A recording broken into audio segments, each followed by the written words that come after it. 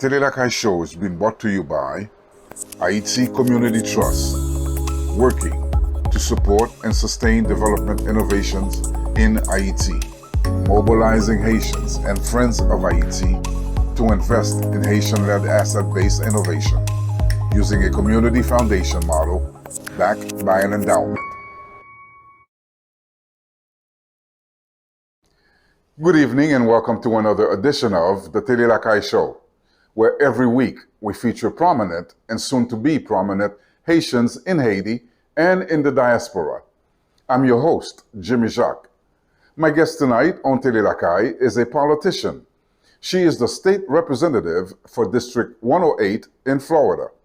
My special guest tonight is State Representative Dotie Joseph. Please sit back, relax, and enjoy the Tele Lakay Show. We will be right back. 1804, Haiti, take another look. They say we poor. Haiti, take another look. Let's fight for change.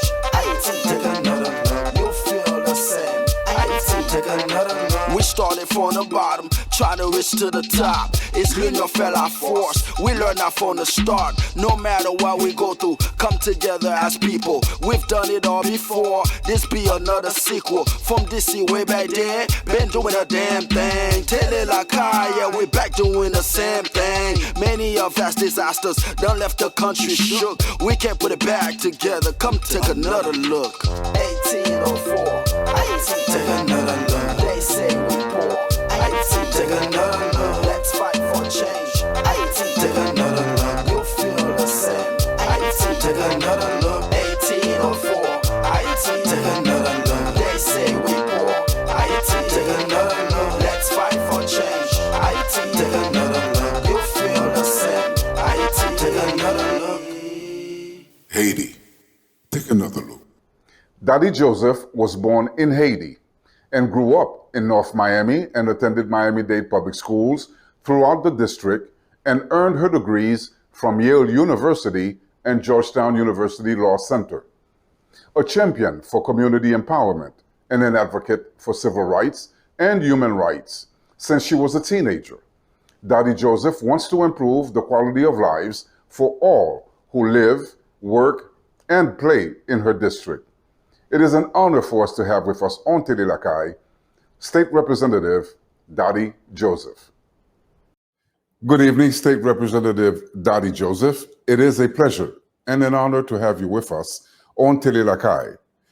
By the way, congratulations as well on being reelected as the Vice Chair of the Miami-Dade Legislative Delegation. It's a pleasure to have you. Thank you for having me today. It's my honor to be with you, and thank you for the congrats on my reelection. It's my pleasure to serve. Yes. Representative Joseph, could you please tell our viewers, our audience, who is Dotie Joseph? Wow, who am I? So I am someone who was born in Haiti, Mfeto Cap. My father is Pasteur Gonel Joseph Munokap. My mommy is Marguerite Esther, who is Mun Omol, Jean Rabelio. Quitté Haïti depuis le 3 ans. I grew up basically here in Miami-Dade County in the district that I currently serve in, went to public schools all throughout, went on to Yale University for college, and then took some time off, did a lot of things, then went to Georgetown University Law Center for law school in Washington, D.C., where I stayed for a number of years, and then recently relocated back home. I kind of gave you the really short, abbreviated story because there's a lot of stuff in between. There's a lot in between. We'll get to that. You were born in Haiti and came here at the age of 3. What was your child? Well, I mean, there wasn't much of a childhood in Haiti, but what was your childhood like here in the States and being from Haiti during that time? Well, I mean, I enjoyed my childhood for the most part, I would say. I grew up the first area I was in was pretty mixed in terms of the population. It was heavily immigrant between Haitians, Jamaicans, Cubans, and other Hispanic folks, and, Americans, both Black and white. And then one day my mom found out that I had a boyfriend, quote unquote, in elementary school. And all that meant was he wrote me a little note that said, "I like you. Do you like me? Check yes, no, maybe." So I checked yes. So I had a boyfriend. But you Yeah, couldn't explain that to a Haitian mother. You did, that's the right. ménage in elementary school. She shipped me off to another school. The Oh my teachers were goodness. talking to her about gifted and how I'm talented with art. So they sent me to this art program in Charles R. Drew, which is in the heart of Liberty City. And for me, Haitian wasn't anything unusual until I got to that school. I don't know if you know anything about Liberty City, but it's in the heart of basically the ghetto of Miami. And Yeah. there's lots of people and lots of great people come out of there, but there's abject poverty, and it was a culture shock. So I remember the first day of school, the teacher asked us to say our names and where we were from. So, I get up, I say my name. Well, actually, the other kids got up and they're like, I'm from this project, or I'm from whatever street. So I get up and I say that I'm from another country. There was one other kid that was from another country, I think like the Bahamas. And then I asked them to guess where I'm from. So they start guessing, and I was like, no, it's another country. And then they go to Jamaica, literally all around Haiti. And then somebody They guessed skip Haiti. except Haiti. Somebody guessed Cuban, and I was like, so at the time, most of the Cubans I knew were fair skinned. So I was like, no. So finally, I just told them Haiti. And then somebody was like, you don't look Haitian. Like, I'm the most Haitian looking person I know. So I was like, well, what does a Haitian look like? And they're like, it got quiet until this little boy in the back of the room screamed out like Shaka Zulu, and the whole room burst out laughing. And I sat down thinking to myself, like, Shaka Zulu's African. I was totally Yeah. confused. But that was the beginning of the culture shock. So I went home that night crying to my mom, telling her, listen, I don't want to go back to that school anymore. The kids are cruel. And I told her what happened. And she sat me down. She let me, vent. And then she was like, listen, if those kids say those things, it's because they're ignorant. And they're going to stay ignorant unless somebody educates them. So she charged me with educating my classmates, if you could believe that or not, in elementary school about Haiti. So I, took on my charge. And then fast forward, later on in the year, there was a fight going on. And before kids fight, they, verbally spar, they call each other names. And back in those days, the terrible name you could say right before you fight was yo mama. But there was always one that was worse than that at the time, which was you Haitian. Mhm. So this Was time that during the time of the boat people crisis here as well? it was around that time, right? Mhm. So this was in the 80s, that this was going on. And the young man who did that during the fight stopped in the middle of his fight, turned around and was like, I'm sorry, Dottie. So for me, at the time I ran away like embarrassed, but I realized after the fact that that was progress, because he recognized there was something wrong about what he was saying, and he tied that to what I That's had right. educated people about. That's right. So that's what it was. But I was a pre-Wyclef Haitian. I was never ashamed to be Haitian. I don't even know what that looks like. Um, but now it's cooler to be Haitian, Exactly. not so much with, the current Republican, not even Republican, but the radical right attack on immigrants in general. For whatever reason, they've picked out Haitians as, people that they want to pick on. Yes. But I also think that for a kid that's going to school here now, the problem that you had being called Haitian or it's a bad thing, they don't have that. They're not going through the same problems today. I don't think so. Not in my opinion. I think it's a Yeah. very different environment now. I want to say post Wyclef, post Fugees, post a number of things where people are more cognizant of Pan Africanism, Haiti's role, and a whole lot of things. Like there are a lot Mhm. of Haitian Americans who have put Haiti in a positive light, that people are more acculturated to what being Haitian means, right? So whether we're talking about celebrities, or famous sports players, people are more comfortable with what a Haitian looks like and Yeah. understands the range of who we It, it, are. it, it, it was all about the education as well. Agreed. For the kids, not knowing anything about Haiti. I mean, it took them so long going through, all around the Caribbean before they even said Haiti as to where Agreed. you came from. Yeah, well, they never said Haiti, right? But they got to understand that I am Haitian and I am what a Haitian looks like. What made you go into politics? Hmm. That's a big question because I actually didn't want to go into politics. You've Um, done a lot. I mean, I'm looking at, your path, and yeah. to So, today, it's been a lot y- that yeah, you I've have been done. blessed to have a number of experiences, and I guess I should tie the how I got to where I am a little bit more. I know I kind of brushed through my story earlier, but as you know, as a Haitian immigrant or almost any immigrant, when you get to this country, there are a few pre-approved professions that parents would be okay with you having, right? And we can Yes, count yes, literally on one hand. What are they? yes. Doctor, Mm-hmm. lawyers, Mm-hmm. uh, those are the two main Engineer, ones. Engineer, engineer, yeah. sometimes nurse, and sometimes professor. Literally, that's it. On That's one it. hand, you can count the ones that are okay. So early on, Correct. I was dubbed to be a lawyer. In high school, I had the opportunity to intern with the public defender's office and in Miami-Dade, and I had a horrible time. Now the experience was great, the people were wonderful, but I encountered a criminal justice system that was putting people in jail that just needed medical attention. So this was back in the days of the crack cocaine epidemic, and it broke my heart. And I didn't want any part of that. So I wrote off being a lawyer. Fast forward, I graduate college, and while I'm at Yale University, I had the opportunity to intern with a congressman, first in the district office here in Florida, and had a great time. And then they invited me to work on Capitol Hill over the summer in between my semesters. And I was like, of course. So I went up there and I peeked behind the curtain. I saw how the sausage was made. And honestly, I did not like it. So I had written off being a politician. Then when I graduated from college, I had the opportunity to take a year off.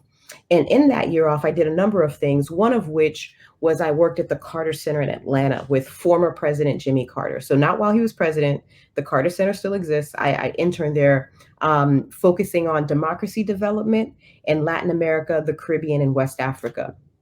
And this man and his wife restored my faith in what a public servant can be. Like these are people who are literally doing stuff all around the world, not to boast themselves, but just to help people in terms of health, education, development, all kinds of stuff.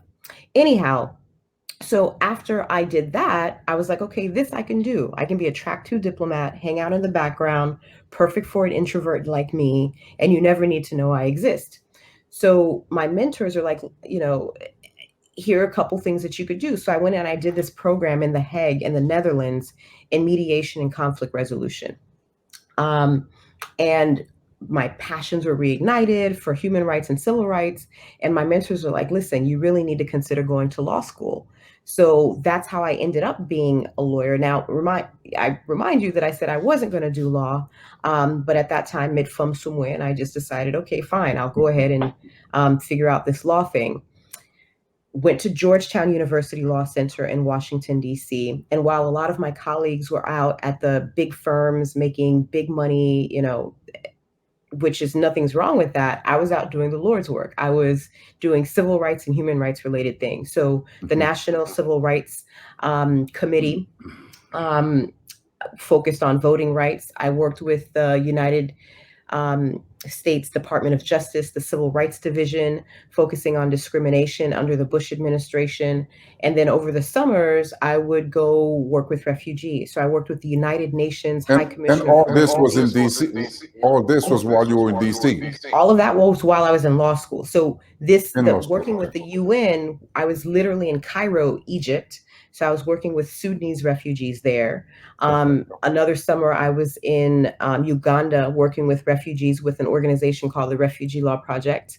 And then when I graduated, I clerked for a federal judge in Washington, D.C., the second African American chief judge they had. Then I went on to litigate employment discrimination class actions all around the United States, some of which went all the way up to the Supreme Court. And I unapologetically kicked butt. I came back home to serve, became the first Black attorney to work at the city of North Miami Beach, assistant deputy and interim city attorney, and a couple of other things too, right? So I have a pretty extensive bio. Yes, you do. But one of the questions that I do have for you, as a civil rights attorney, yes, sir. What did you think of the recent decision that went down with the Rittenhouse decision? Well, I mean, that particular decision was a disappointment, but not a surprise, right? We had some very positive decisions over the past year. And by positive, I mean, there was some modicum of punishment. And I can't even call it justice, right? Because true justice would be that those people who were killed would not have been killed, and they would not have been in a situation where they would have been subject to being killed. So I think that particular decision was a disappointment, but it's also a reflection not only of the laws of that state, but also in terms of, the structural problems that exist in the criminal justice system, which I talked about at the outset, right? I talked about how they reacted to the crack cocaine epidemic. Now we see a different response with the opioid epidemic, and we know what the difference is. But the point is, notwithstanding these setbacks within our system, we still have to push forward to insist on justice. We had the Ahmaud Arbery trial where three of these gentlemen, I can't even call them gentlemen, three of these guys were found guilty. Which on all charges. Positive. But mind you, the only reason that happened is because it was on video and people insisted that they charge them, because initially the prosecutors were not trying to charge them. So, our criminal justice system is very mixed here in the United States. Sometimes we get it close to right and sometimes we don't. You were also in Texas, Del Rio, when the group of immigrants came in on the border. When you arrived, what did you see, and what were your thoughts on that? So I'm sure many of us saw the images of the Haitians showing up at Del Rio. And, it's sad because what I feel like is people were taking advantage of them. Somebody lied to them and told them that there was going to be a period at the border where they would be allowing people into the United States for Haitians and and somebody created a crisis for our people. So, people think that there's hope. They show up, and that little area was overwhelmed because they normally don't get that many migrants crossing the border at a time. And we were talking about tens of thousands, right? So between 5,000 and 15,000 Haitians showed up at the border in Del Rio. So I'm part of the National Haitian American Elected Officials Network, better known as NEON. So that's, for people who may not be familiar with it, is all the Haitian American electeds all around the United States that are part of this network. So we had some folks who went on the ground to support the work of another young lady who's there named Dotie Joseph, who has been working the border crisis. When I say border crisis, not even a crisis, just the border situation between the US and Mexico for years, not just for Haitians, but also for other Black and brown migrants. So we went to support what she was doing and offer our own assistance for whatever we could, whether that meant getting people into hotels, whether that meant getting people food, because clearly at that time, the United States government was not prepared or equipped to handle that volume of people. Now, they did ramp up operations very quickly, but unfortunately, the United States has still taking on this very bad position with respect to something called Title 42. I'm not going to get into all the details, but basically it's a policy that was implemented under the Trump administration that the Biden administration, for whatever reason, is continuing to uphold. And the problem with Title 42 is it prohibits migrants, particularly refugees who have valid claims for political asylum and other asylum, to present their claims that they're entitled to do under United States refugee law as well as international law. So we were there to provide a support, to provide access to lawyers. As a lawyer myself, I'm past president of the Haitian Lawyers Association here in Florida. I connected the Haitian Bridge Alliance, Gerline Joseph's organization, with some additional Haitian attorneys. There was also a partnership that was already developing with the National Bar Association, which is a network of Black attorneys all throughout the United States. And what we're doing is we're providing pro bono volunteer assistance to Haitians who have come through either Del Rio or they're just here in any kind of limbo to address their claims. Mm-hmm. State Representative Joseph, we are going to take a short break and then we'll be right back. Awesome.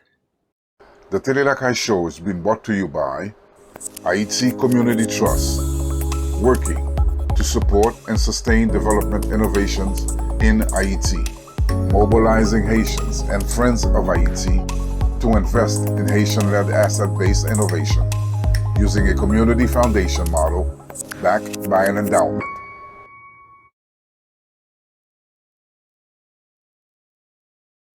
All right, we are back from our break, and it's a pleasure once again to have with us our guest this evening, State Representative Dotie Joseph.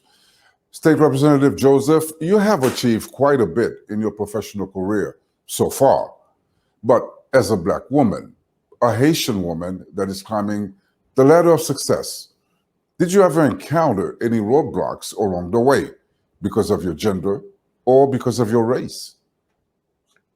Sure. I mean, people try to block you all the time. So in terms of my gender, I remember one time I went to try to recruit some volunteers at the invitation of a particular soccer coach. And there was, a group of just Haitian men. And one guy was asking me if I was married. And I was like, I didn't know if he was trying to flirt with me or what. And I was like, it's none of his business.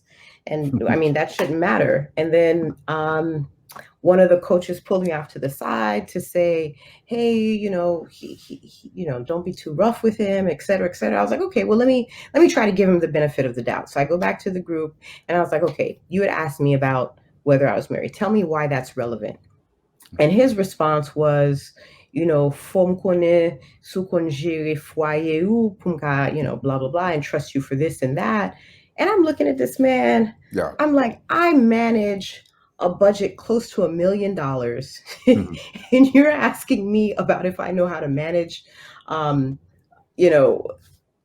budget for a household. So, I was like, yeah, that's not relevant. So I left it the way it is. Some people have certain notions of what men and women do and what men and women can and can't do. For those folks, I honestly don't waste time trying to explain or convince them of anything, because whatever they believe, and sometimes they will continue to believe. They will probably continue to believe it, but until they see something different. So when you're doing something, you don't always have time for people to catch up. So I'm doing what I'm doing, comme femme, comme garçon, comme noir, comme pas noir, like I'm doing it. And sometimes people are stuck in their notions of what Black people can and can't do and how they can and cannot behave and etc. But I've never had the time to really worry about what people think or do, because I'm busy doing the actual work.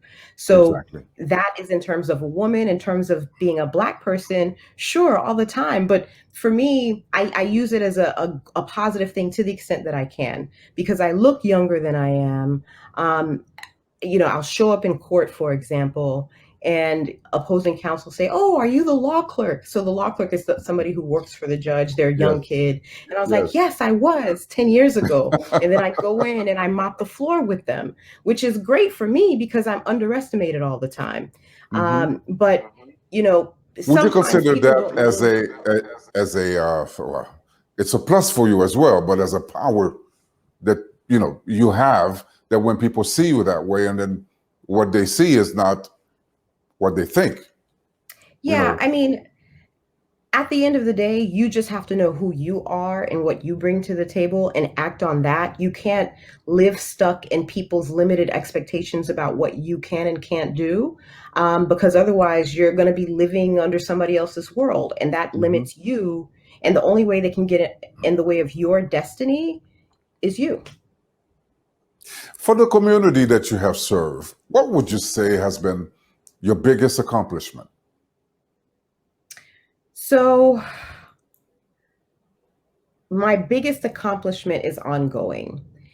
It's really just being able to step in and help people when they just don't know where else to turn, right? Whether that means people that I helped during the 2010 earthquake. That was a terrible time. I was in Washington, D.C. at the time, and I was in communication with people. It was hard. It took like 30 calls to get through to somebody. But for example, when I was doing that, I was able to connect the US Army through some contacts through politics with an orphanage on the ground where they were able to feed close to 2,000 people and connect them with medical assistance, because I knew a doctor and had another friend from the US Air Force who was the brother of a friend of mine, to connect them with medication when they were doing emergency amputations for these people to get pain medicine. That's an extreme example. When I helped over 120 Sudanese refugees relocate from Egypt to Finland, which was the country that was accepting them at the time. That changed the trajectory of their lives. When I can help a little girl or a little Black child or a little Haitian child know that they can be more than what they thought they could just because they saw me. When I can help people who call my office who are stuck, about to lose their business, about any kind of problem, I'm one of those people. If there's a way, I will try to find it for you. I am the daughter of the community. Like, whatever it is that I can do, I am get it done or honored try to to try get to it do done. it. Yeah. Yes. What would be the most important thing that you learned growing up as a young Haitian girl in a Haitian household that you still carry with you today and that you have passed on to your kids? Well, I don't have any kids yet. Not So yet. if there's Okay. some nice single men, no, I'm just kidding. So one thing I've taken and I pass on is that your very existence as a Haitian person, as a Black person in these United States, is a testament to the resilience and the indomitable spirit of all of your ancestors before you. The fact that you're even living right now, that they survived the Middle Passage so that you could be here, that you are in a position where you can take advantage of opportunities, is a very active resistance in a world that doesn't like to see our success in a lot of cases. So that's something that I don't take lightly. And you can't define yourself based on other people's notions of who you are and who you're not, because they don't know you. So just know who you are and don't live in other people's limited expectations of what you can and can't do. What is next for State Representative Dotie Joseph? What's next for you? That's a great question. Whatever God says is the short Well, answer. Haitians, are making a lot of progress as far as politics, being in the government, either here in Florida or New York, wherever. So what's next in line for you? You're right. We're making a lot of progress. And the honest Yes. answer really is whatever God says next. There are a number of things that people have asked me to consider running for, and I'm weighing my options right now. But I did want to go back and circle back to your question about how I got into politics in the first place, because I know I was giving a lot of information. Sure. But the short version is, so I told you why I didn't want to get into politics, because I didn't like how I saw things going on in Washington, D.C. when I was serving as deputy city attorney for one of the municipalities that I worked with, my role was to advise the city commission or the city council on how to vote. I would tell them, here are the legal parameters of what you can and can't do. But I was staff. And because it's me, I take the extra step of saying, hey, here's the impact on the community. But at the end of the day, whether it was good for the community or bad for the community, the vote was theirs, not mine. And a lot of times between them and the person who held the seat that I'm serving in before me, they would let us down. So I really just got tired of people letting our community down and decided to try to claim a seat at the table to get it right myself. Now, at the time I was making a 6-figure income, a job with a pension, immigrant mother's dream. To take this position that pays $29,000 for the year, which is what I used to make in a month or two, is a big shift, but it's a Correct. sacrifice that I've made. It's a sacrifice because that you are making. That I am making for the community, because Correct. we need somebody fighting for us. Correct. Bon, kou nyan mbra mando pou di de bagay an kreol pou nou, parce que Tout bagay nou communauté qu'on représente, communauté représente, gen pile haïtien là-dedans li, et ki message ou t'avoye bay communauté Dotie? Bon, nap viv nan tan ki réellement, sakaje nou physiquement, financièrement, émotionnellement. Avec COVID, nous perdi un pile moun nan communauté, un pile, moun. Et mba kwe gen ken moun nan communauté pa nou ki pa perdi un moun nan COVID. Pour moun ki poko pran vaksin, m konen gen pile problème, question, c'est là à propos de vaccin. M'pa exige que nous al prendre, mais m'a encouragé nous à joindre un docteur pour répondre à aucune question gain à propos des vaccins. Parce qu'il y a un pile monde qui mourit, si vous avez un vaccin, au moins vous avez une chance pour survivre. Ça pas permettre que vous pas venir attraper virus là ou pas droit toujours malade, mais au moins ça diminue les chances que vous-même vous mourir. So ça c'est une. Deux, en pile fois, dans la question des politiques, non seulement en tant que noirs, mais en tant qu'immigrants, nous frapper en pile policiers. Par exemple, nous parler de Title 42, de immigrants, côté que yo pas permettre moun présenter claim asile étant que réfugié, ou bien gens ou maltraité noir. Ça n'a dit, c'est pour nous kembe espoir et continuer à lutter. Parce que nous pas un choix, right? Parce que si nous, like, what's the other alternative? Pas gagner pour nous faire encore. So, faut que nous rester fermes ensemble et que c'est démocrate, que c'est républicain, en fin du compte, none of that matters, right? All that matters is that you know who you are. We know who we are as a community, right? Because one thing that I've learned is a philosophy as Frantz Fanon is, we are taught to see each other as Black people through the eyes of the oppressor. What does that mean?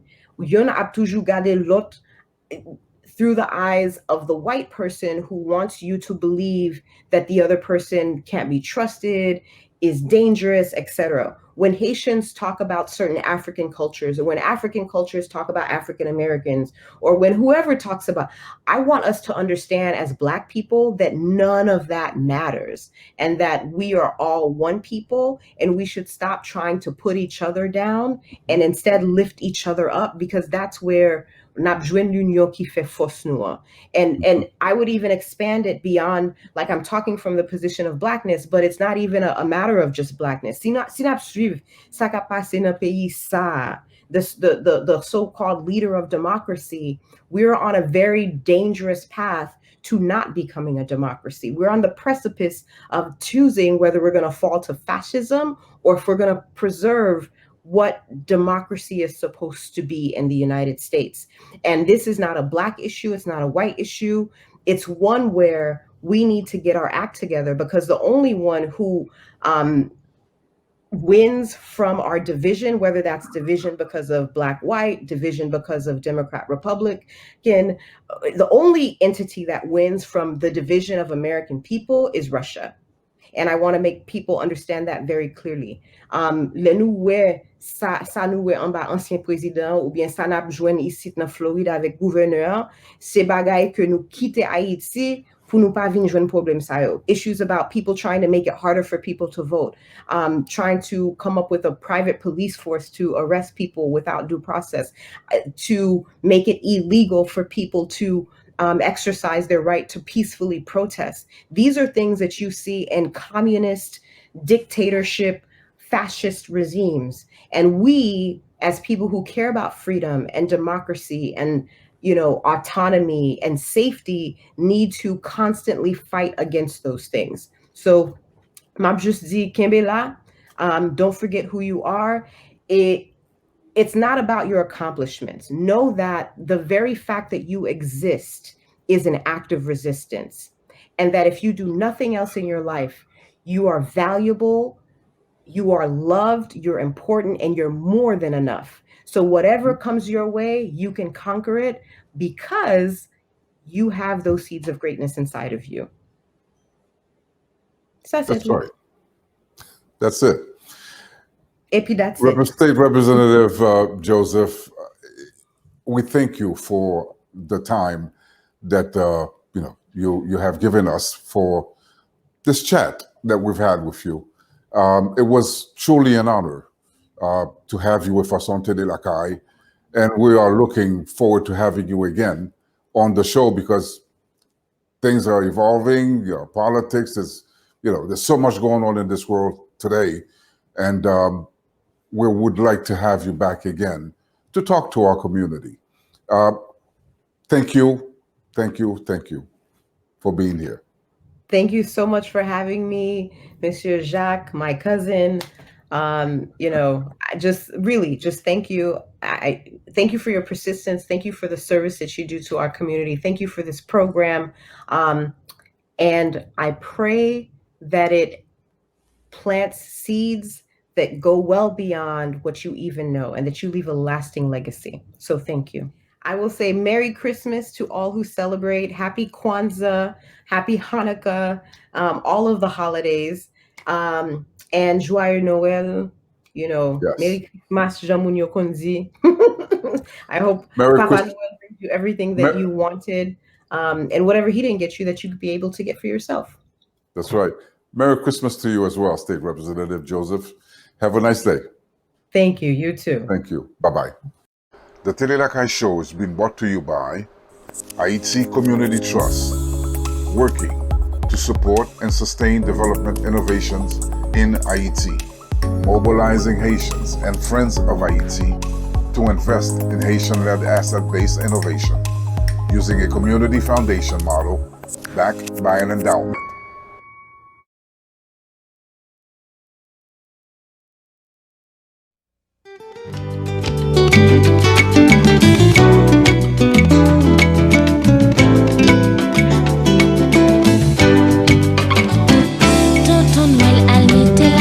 Côté de la guerre, ou aval en Israël, ou aval en Palestine, ou aval en Algérie, ou aval en RDC, ou à réunir avec yo, ou à parler avec yo, ou est la haine, n'en font qu'un yo. Tonton Noël al mette la paix côté de la guerre. Ou aval en Kosovo, ou aval Afghanistan, ou aval en Irlande, ou aval en Angola, ou à chanter avec yo, ou à prier avec yo, mettre l'amour dans fond que yo. Si tout missile t'a tourné, tracté pour labourer la terre, moun ta suspend mourir dans ces continents. Les hommes commission pour l'accomplir, protéger moun pas détruire moun. Faut que tout nos chants à réfléchir sous accident.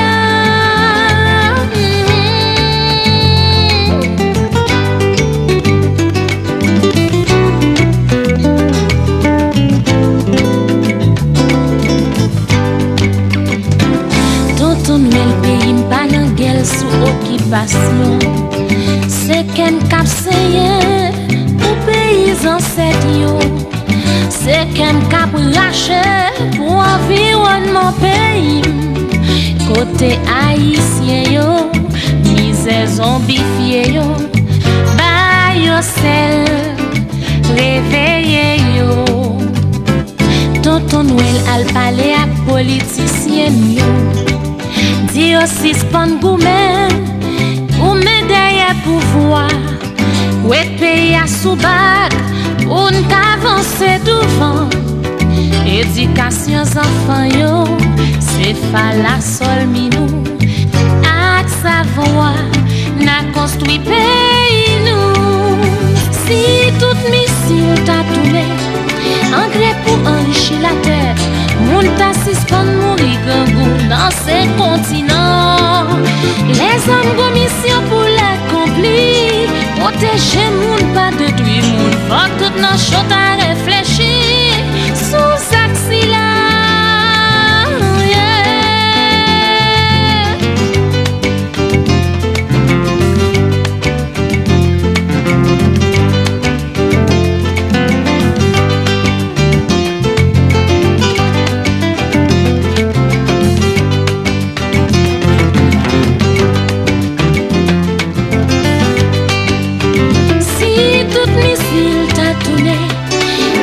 Pour enrichir la terre, on t'assiste pour mourir dans ces continents. Les hommes ont mission pour l'accomplir. Protéger moun, pas détruire moun. Faut que tout nos choses à réfléchir. Sous rêve si là.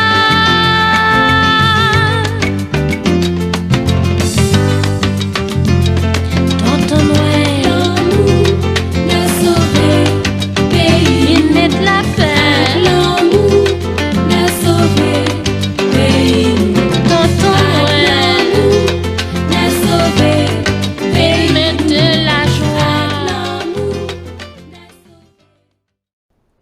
Well, once again, it was a pleasure having you with us this evening. We hope that you have enjoyed our show. I would also like to thank State Representative Dotie Joseph for being my guest tonight on Télé Lakay. As always, I would like to remind all of our viewers that the purpose of Télé Lakay is to showcase the work that we as Haitians are doing throughout the world, our talents, our culture, our professions, and our history, and to also show to our beloved country, Haiti, the professionals that we have and who we are in the diaspora. So please, if you know someone who deserves to be recognized and that you would like to suggest to us for an interview, you may contact us at www.lakay@lakayenterprise.com. We hope to see you again next week, and please tell a friend. And don't forget to subscribe to our channel and hit the like button. Thank you, and good night.